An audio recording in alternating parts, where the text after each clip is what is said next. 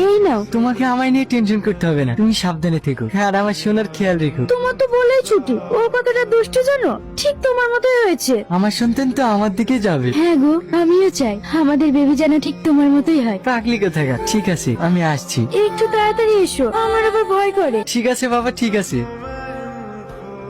কি প্রবলেম হচ্ছে চাচা? 6 মাস ধরে বুকে ভীষণ ব্যথা, এত ডাক্তার দেখাচ্ছি কিছুতেই ভালো হচ্ছে না। ধূমপান করেন? চাচা, ধূমপান করা যাবে না, এগুলো স্বাস্থ্যের পক্ষে ক্ষতিকারক। এগুলো কেন খান? ঠিক আছে, আমি মেডিসিন লিখে দিচ্ছি, এইগুলো নিয়মিত খান, আশা করি কমে যাবে। ঠিক আছে।